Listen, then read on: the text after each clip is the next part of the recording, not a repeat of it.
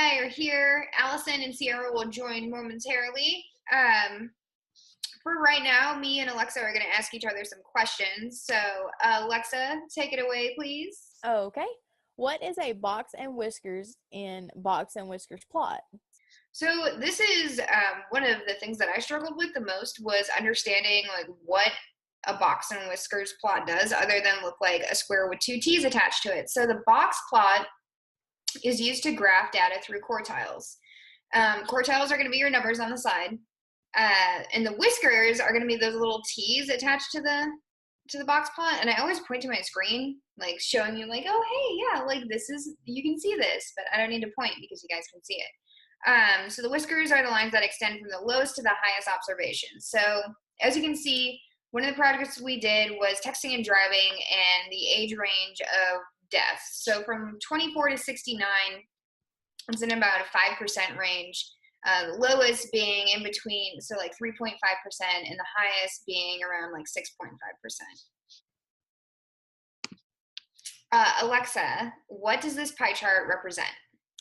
This pie chart was actually one that we did from the do a budget and like the cost of living for 3 different cities, and this was mine for living in Houston, Texas. And as you can see from the colors at the bottom, rent, utilities, food, insurance, Wi-Fi, phone, household, church donations, and then the gray one, I'm really not sure what that is. Like for some reason it's just not telling me, but it looks like whatever it was, or maybe it's a bluish color, I don't know, but it shows it was $50. I'm not really sure what that was, but that was what that one represented. A phantom $50. Yeah. Okay. What is a quartile? So whenever Benzie says something and I don't understand it, I always watch her with closed captions, so that way I don't have to rewind it all the time. I can just pause it. And she mentioned quartiles, and I'm like, I don't even know what that is. So a quartile is a point dividing range of probability distribution, I can't say it, distributing continuously. It's basically the data that's being displayed. And again, I'm pointing at the screen. So as you can see here, this is another part of the deaths by text and driving, which there's an app for that. So it will not allow people to text you. You can see that the point of data right here in the middle is the highest point, but you can see all the continuous data all along the bottom and the side of this graph. Alexa, bell graphs are used in everyday life. What does this bell graph tell us about ibuprofen?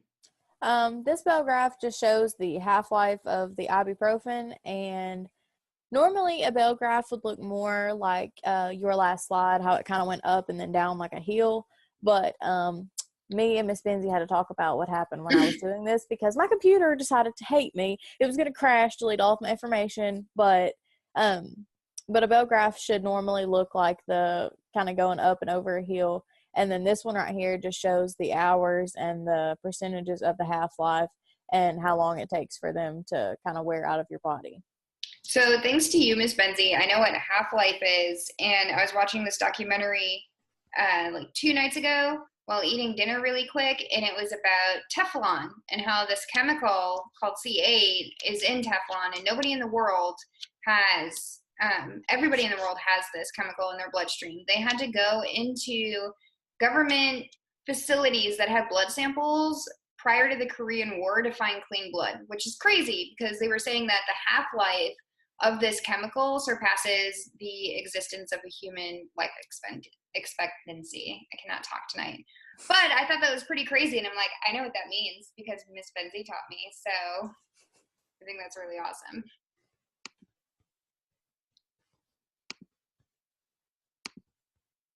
How does direct variation work?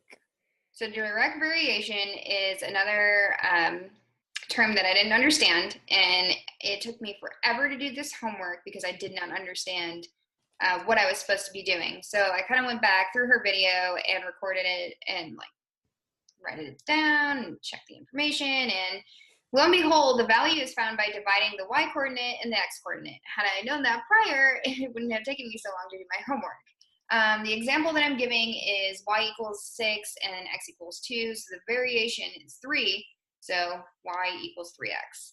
And then this is an example of like number 40, I want to say, on the homework, so x equals 2% times 86, and then the answer. Alexa, which GE product has the highest percentage of growth? This was one of those from the same 6 scenarios where we kind of had to estimate our answers. But as you can see at the bottom, the blue is the GE corn and soy. The orange is the GE soy. The pinkish color is GE cotton, and the yellow is the corn. To me, they all pretty look like they have the same like steady growth number because when they get to the top, they're all pretty well close together. But I think personally, I would just say the GE soy shows to have the highest percentage of growth just because it's just a little bit higher than all of the rest of them. I concur with this. What is a percentile? So percentile is another thing that I didn't understand what it was until I looked it up. It's a measure and a value between a certain percentage and where that value resides. So again, this was for the project that we had to do like 3 weeks ago, I think it was, when we had to figure out where the FDA, not the FDA, I don't know why I said that, the federal taxes, where they're all going, where they're being distributed.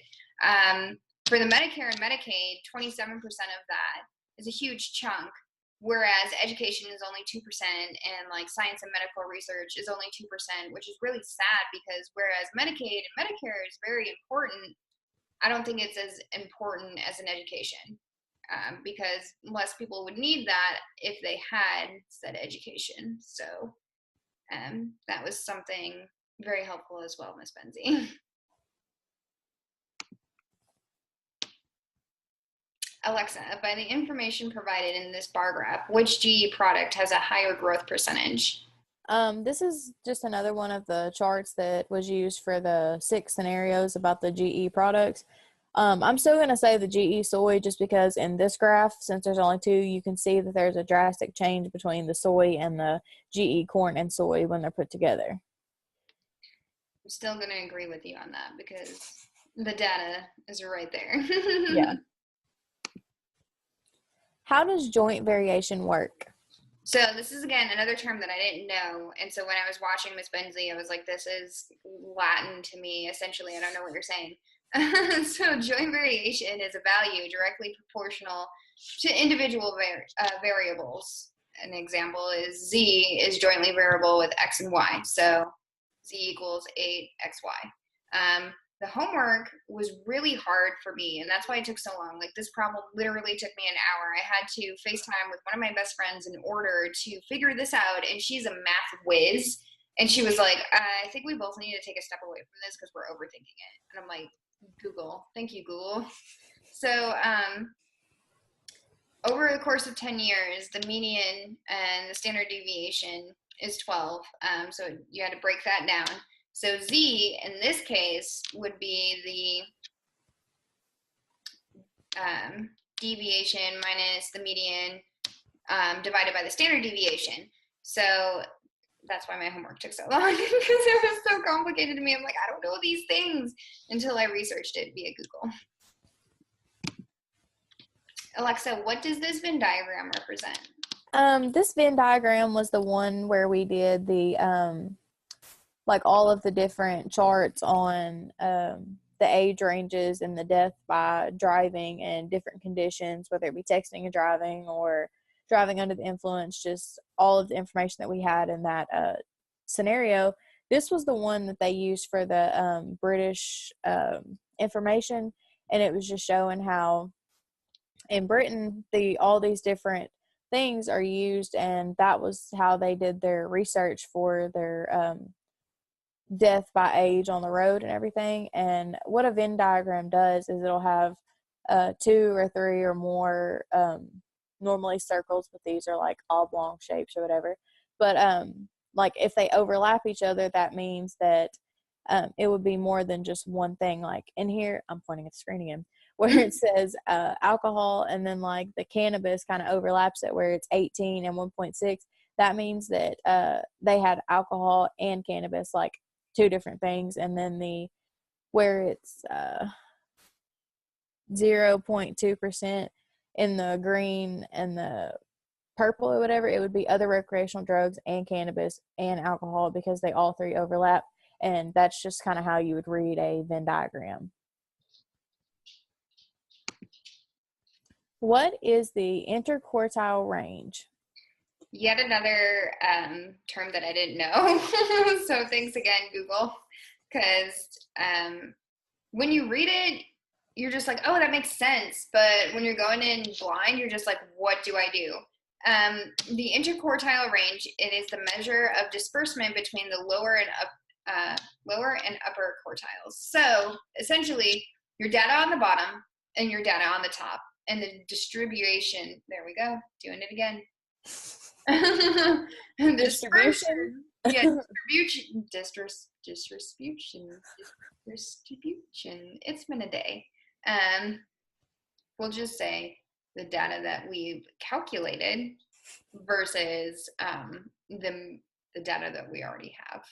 So yeah, that really helped Google searching that, because otherwise I wouldn't know. I'd still be lost in the dark, and I still can't pronounce things. So that's how you know we're exhausted. And I'm so sorry that we're slightly behind, but people have lives, and it's very difficult to correlate with those, especially near the end of the semester.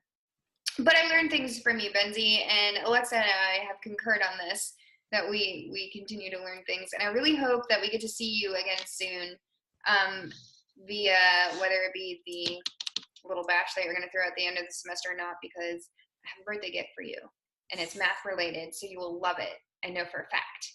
And then Alexa and I wanted to inform you that, are